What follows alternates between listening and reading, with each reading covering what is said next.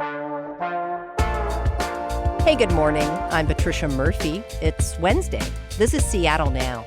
Becoming a mental health professional can take years, but that's because of the training and education required to become one.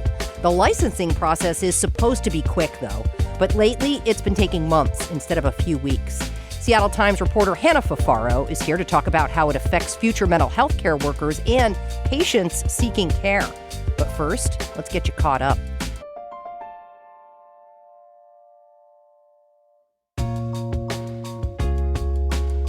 Axios is reporting facial ID is coming to Seattle-Tacoma International Airport ahead of a nationwide rollout. The technology matches your face to your ID and boarding pass. The biometric gates are a partnership between the security company Clear and the TSA. Under the plan, Clear Plus members will be able to skip the TSA podium and go straight to screening. Expect that to be in place by August 31st. Officials hope it will keep things moving when record-breaking crowds are expected to come to the U.S. and Seattle next year for the World Cup. Seattle's getting a brand new art space downtown.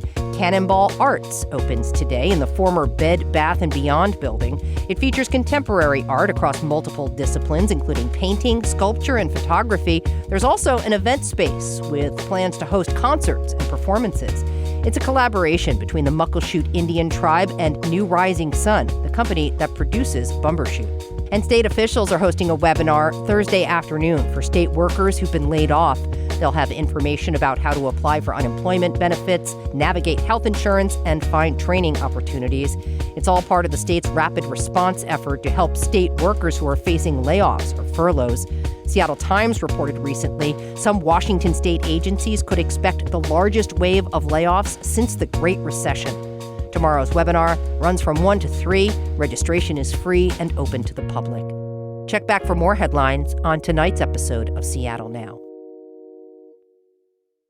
Whether it's talk therapy, medications, or treatment in a facility, a lot of people in Washington state need mental health care. To get that care, they need licensed mental health professionals. But there's a problem with Washington state's licensing system. It's become slow. And for many future practitioners who've struggled to get their license, the state has been unresponsive. Reporter Hannah Furfaro is here. She covers mental health at the Seattle Times. Hannah's here to talk about this problem and how it's showing up for mental health professionals and their patients. Hannah, really appreciate it. Thanks for taking the time. Thanks so much for having me. Hannah, in order to practice mental health care in Washington state, you have to be licensed. When people go to get licensed in Washington, are they anticipating this long of a wait? I don't think so. The Department of Health's website, which is where people are going to learn about how to get licensed, has said that people should expect anywhere from a couple of days to a couple of weeks of wait time. The people who I interviewed were expecting maybe 2-3 weeks, maybe a month. One person thought, okay, maybe it would be a maximum of 6 weeks. But the state is taking nearly 5 months on average to license mental health professionals. And so I think a lot of folks are quite surprised when they don't hear back from the Department of Health within a couple of weeks. And it's not a small feat to apply for a license. You have to put in a lot of credentialing information, submit all these records. It's a pretty big deal to get all this together to submit it, yeah? Yeah, I think especially for folks who are becoming fully licensed social workers and mental health counselors in Washington, these are people who have at this point undergone thousands of hours of clinical training and supervision. And so getting all of that documented and submitting all of those forms to the Department of Health is a big deal. And on the state side, they say that it takes actually quite a long time to verify and validate all of these hours and people's transcripts and all of that. So it is a pretty lengthy process. And this is not a new problem. You actually wrote a story in 2023 about how red tape was keeping the state psychologists from entering into the workforce. Why hasn't anything changed? Why are we still talking about these kinds of backups?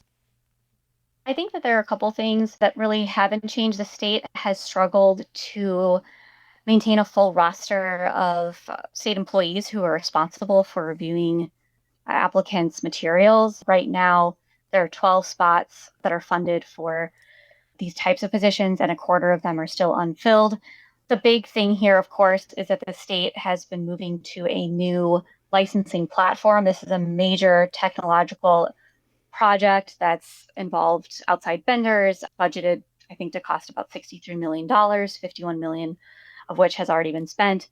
And so this is a platform that at the end of the day should make it much simpler for people to submit applications and get through this process. But it's been, I think, a bigger lift than the state anticipated and a more expensive one as well. So it sounds like there's still a large backup of licenses that need to be issued. That's right. The state of Washington, as of August 8th, had nearly 3,600 applications in the queue to review.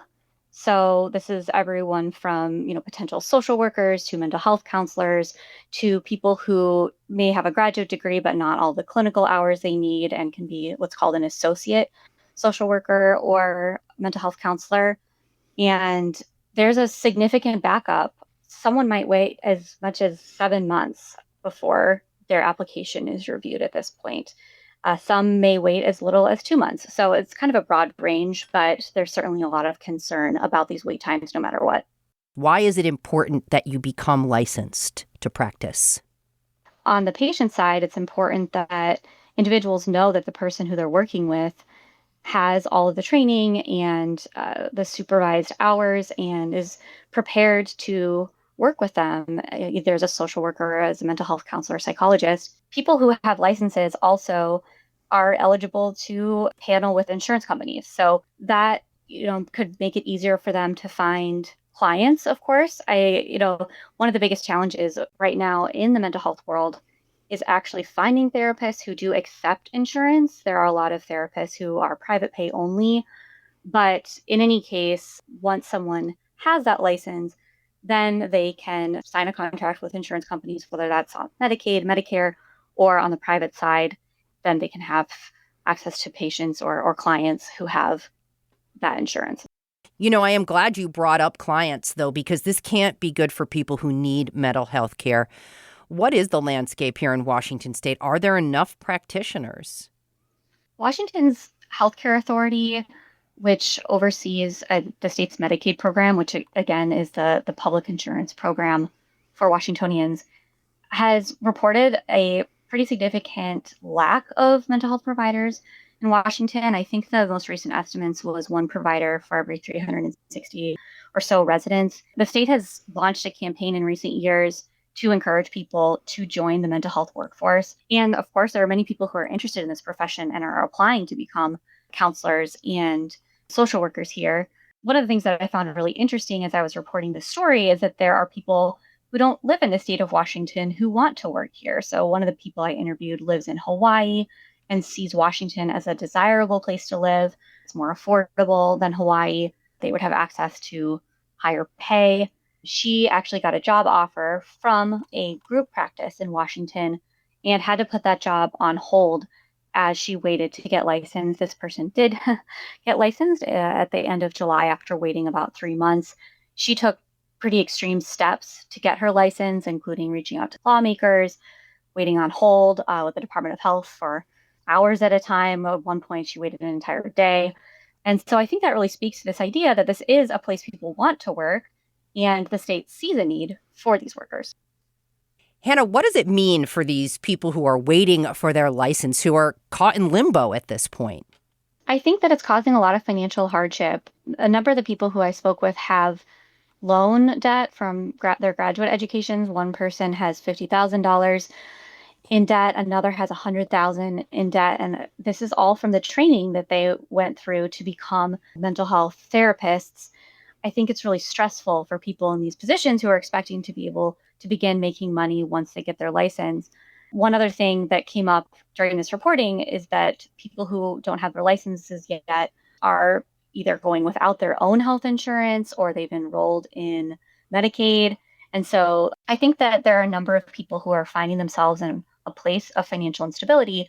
And some of these people are really interested in serving Washingtonians who themselves are low income or marginalized in other ways.